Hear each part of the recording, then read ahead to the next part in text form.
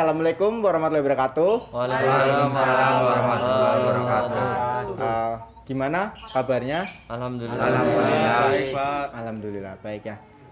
Jadi sebelumnya teman-teman yang sudah kesini apa sudah menerapkan prosedur kesehatan? Sudah, Pak.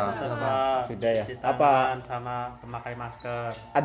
apa ada lagi yang kalian tahu tentang prosedur kesehatan selain mencuci tangan, Jaga jarak. menjaga jarak? Jarak Apa aman. sudah kalian laksanakan menjaga jarak? Karena tempatnya sempit, Kak. Jadi nggak bisa jaga jarak. Iya, Pak, Tadi bisa. teman-teman yang kesini apa sudah menggunakan sanitizer gitu? Sanitizer. Sudah. Alhamdulillah. Jadi karena memang sedang masanya ya, masa sulit seperti ini, pandemi, sampai akhirnya kita melakukan pembelajaran secara daring ya. Nah, baru ada kesempatan kali ini kita laksanakan secara tatap muka seperti ini ya. Iya.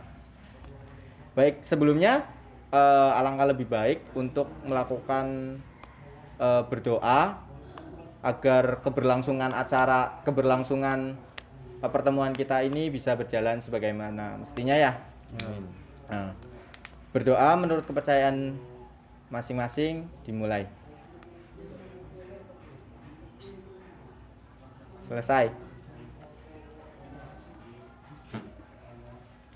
Nah, untuk melangkah ke sesi selanjutnya, untuk melakukan perkenalan terlebih dahulu. Perkenalan bisa dimulai dari Mas. Ya, nama saya Fajar Sahrizal Rahman, asal dari Tegal. Mas Rizal Rahman dipanggil Fajar. Mas Fajar ya. Nah, ini Mbak yang melakukan sesi virtual ini namanya siapa ya, Mbak?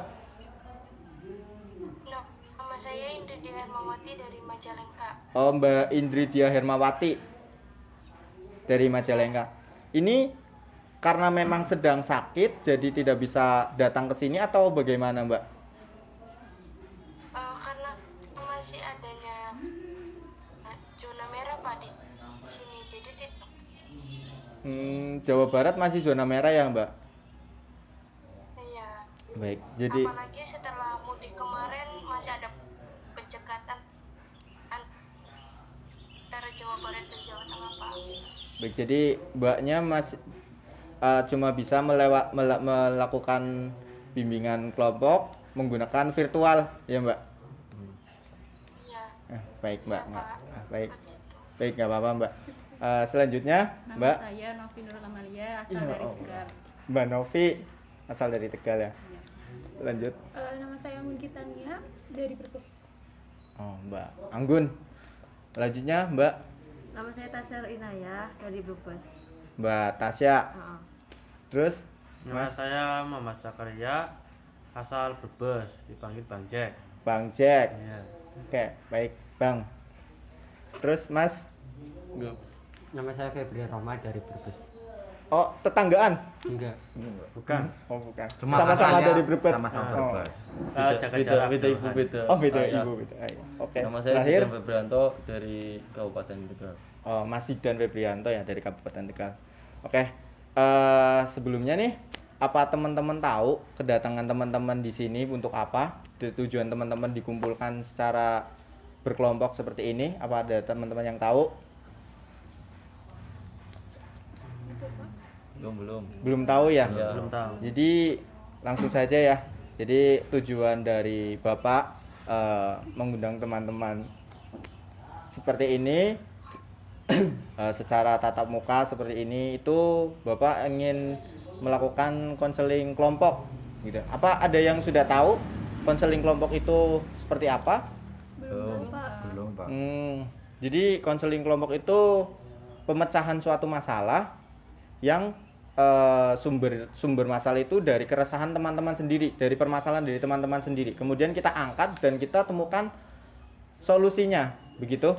Apa sejauh ini teman-teman sudah dalam bimbingan konseling itu ada beberapa asas yang tidak boleh dilanggar oleh konselor. Dalam bimbingan konseling sendiri ada 12 asas. Bapak akan menjelaskan salah satunya, yaitu tentang asas keterbukaan, di mana teman-teman semua yang hadir di sini itu dengan sadar penuh memberikan masukan dan menceritakan tentang permasalahannya tanpa ada sesuatu yang ditutup-tutupi. Nah, ada juga asas kerahasiaan di mana teman-teman yang saat ini datang itu harus menyimpan rahasia penuh dan tidak boleh disampaikan atau tidak boleh bocor di luar. Dan asas tentang kesukarelaan. Teman-teman rela datang ke sini untuk memecahkan masalah. Nah, itu 3 dari 12 asas yang Bapak jelaskan. Gitu. Baik, langsung saja kali ya. Untuk permasalahan teman-teman di sini nih yang datang ke sini nih, apa ada punya problem mengenai pembelajaran seperti ini, mengenai yang saat ini terjadi? Ada apa, Mas? Mungkin pembelajaran secara virtual itu kurang maksimal, Pak. Pembelajaran secara virtual ya. Apa teman-teman ada lagi Ya kayak masalah jaringan juga sih, Pak. permasalahan? Oke. Tiap daerah kan beda-beda ya, Pak. Itu sinyalnya gitu. Baik. Berarti teman-teman sama-sama punya permasalahan terkait pembelajaran secara daring ya? Betul, Pak. Baik, jadi yang akan kita bahas ini, apa mbaknya? Ketinggalan. Iya, Pak. Sama-sama ya pembelajaran secara daring ya, Mbak? Mbak Indri. Milik, Pak. Iya, sulit, Pak. Soalnya jarak tugas ya. Banyak praktek-praktek yang nggak bisa dilakukan secara daring juga kan. Ya, Mbak.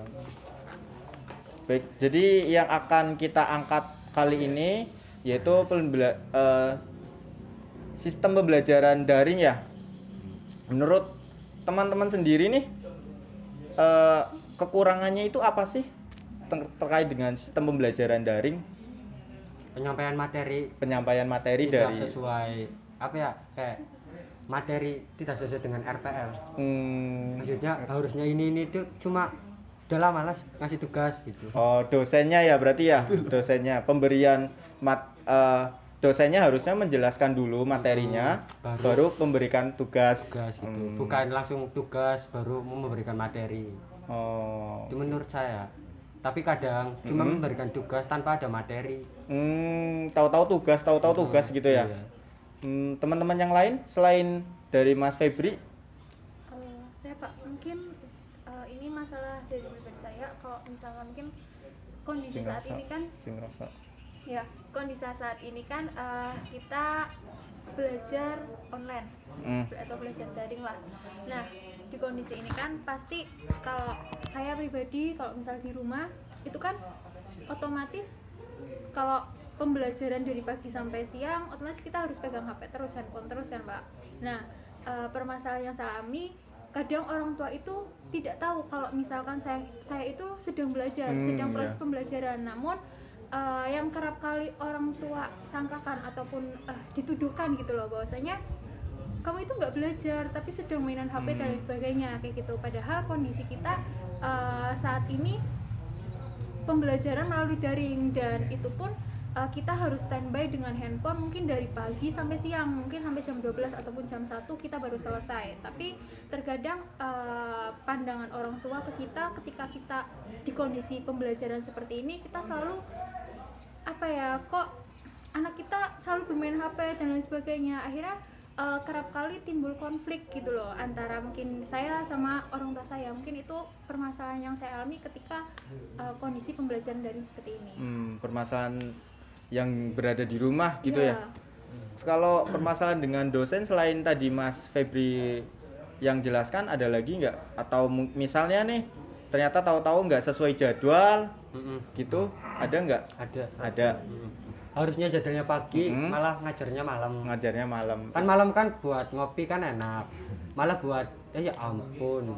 Kayak malam kan buat kita itu istirahat, terus kumpul sama teman, relasi.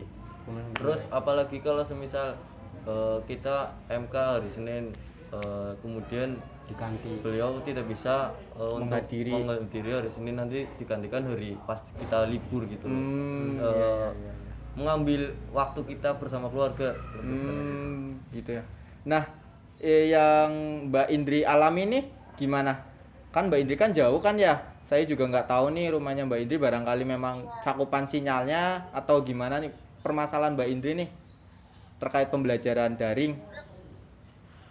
Kalau saya ya sama aja seperti yang lain, banyak jadwal yang tadinya pagi jadinya siang atau malam gitu kan, tidak menentu.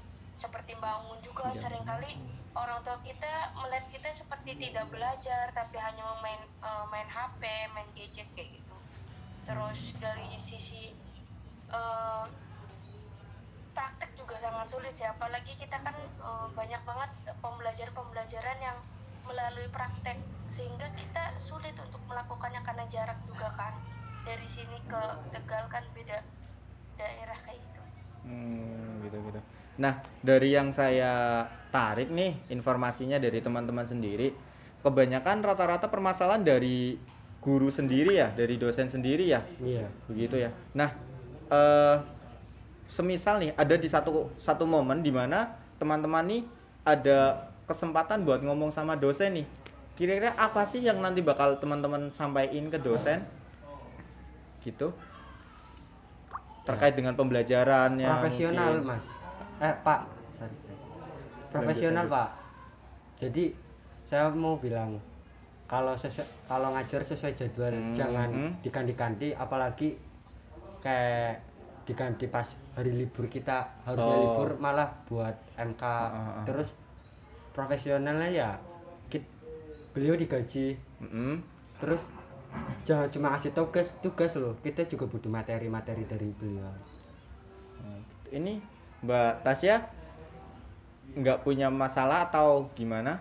Sama aja sih masalahnya, Pak. Jadi mau ditanyakan juga sama aja. Oh, sama ya, ternyata ya. Apa teman-teman gimana? Sama Pak, saya sama kayak Mbak Anggun tadi, masalahnya orang tua melihat saya tuh main HP terus padahal kan kita ada jam pelajaran. Solusi. Nah, kira-kira nih kalau posisi kayak gini nih, kira-kira Mbak Novi ini punya solusi apa nih buat mecahin masalah tentang Mbak Novi sendiri?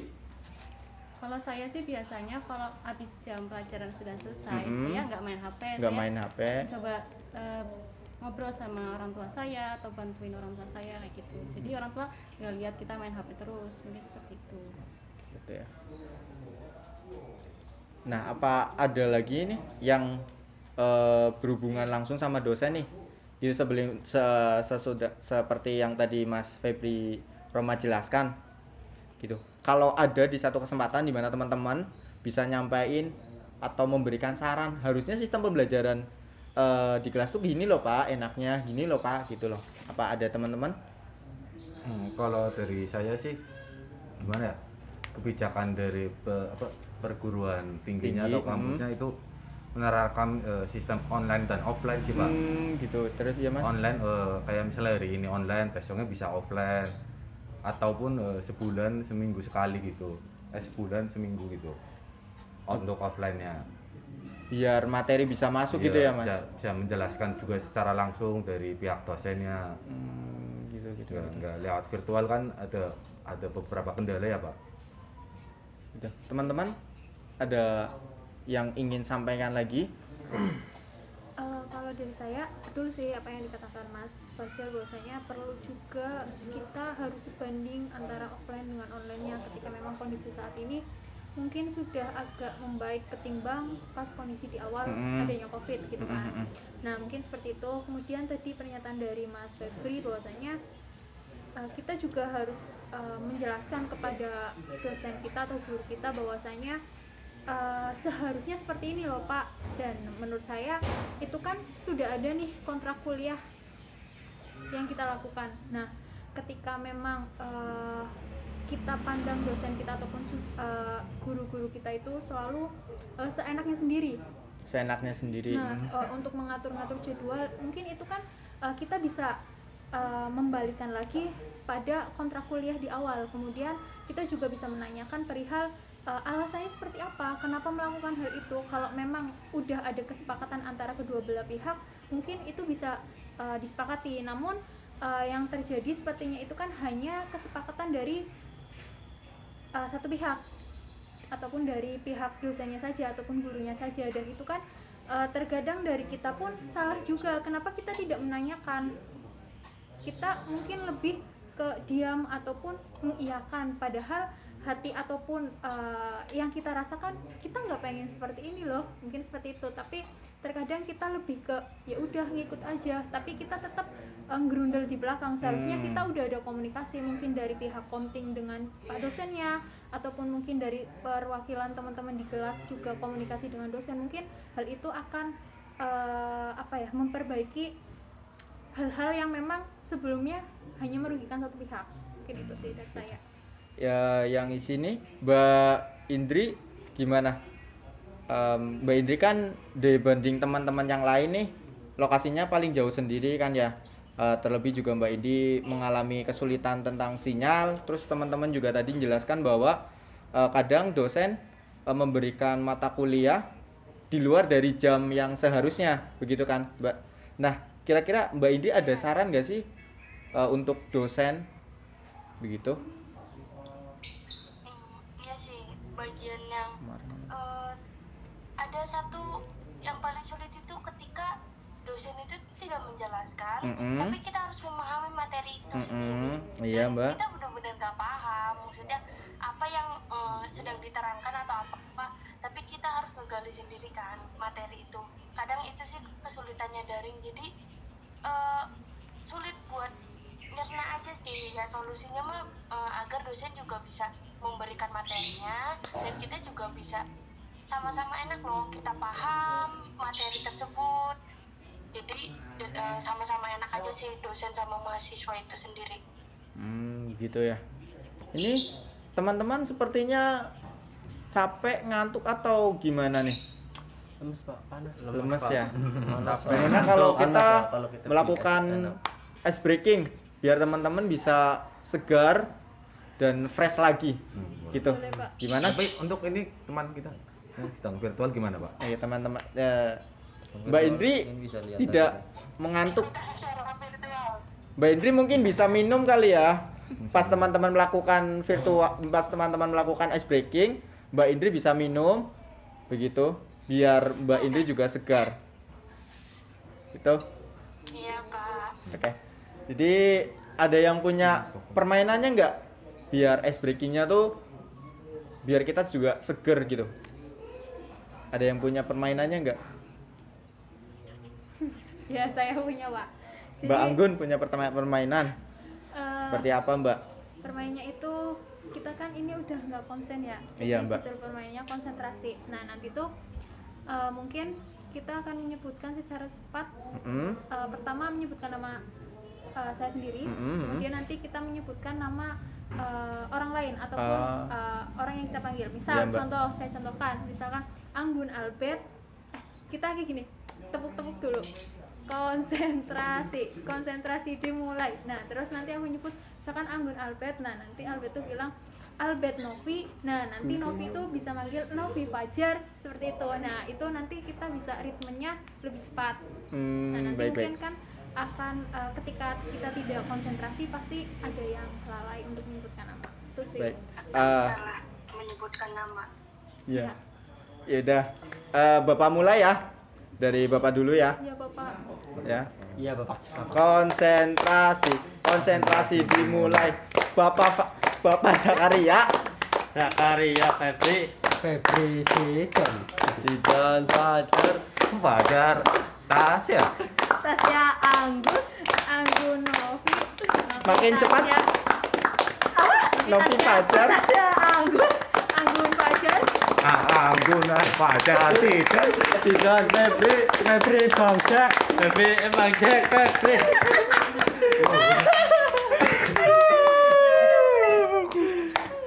Nah, gimana? Teman-teman udah ngerasa seger? Gitu? Udah merasa seger ya? Udah Pak. lumayan. Nah, syukur deh Not kalau bad. begitu. Virtual juga seger Pak ngelihatnya. Seger ya dari virtual ya. Iri ya yang dari virtual ya. Iri bilang bos. Iri ya. Baik, jadi dari yang semua sudah kita lewati, bahwa menarik kesimpulan bahwa memang sistem pembelajaran daring ini menyulitkan untuk keduanya, antara kita yang sebagai mahasiswa dituntut untuk memahami tanpa dijelaskan, dan dosen yang seharusnya bisa memberikan materi terlebih dahulu sebelum akhirnya memberikan tugas. Begitu. Itu ya. Nanti Bapak coba jadi keresahan yang ini yang teman-teman sampaikan kepada Bapak coba bawa ke dosen untuk kemudian dilakukan jalan keluarnya seperti yang apa yang lebih baik begitu. Seperti mungkin adanya perlunya workshop buat dosen tentang bagaimana sih cara mengajar yang baik di sistem daring seperti ini gitu. Baik, apa ada lagi yang ingin ditanyakan? Cukup ya. Cukup. Baik, kalau begitu Bapak sudahi. Sebelumnya minta maaf barangkali ada salah-salah kata. Bapak atas nama sendiri, Bapak Albert Andika Saputra, mengucapkan wabila taufik walhidayah. Wassalamualaikum warahmatullahi wabarakatuh. Waalaikumsalam warahmatullahi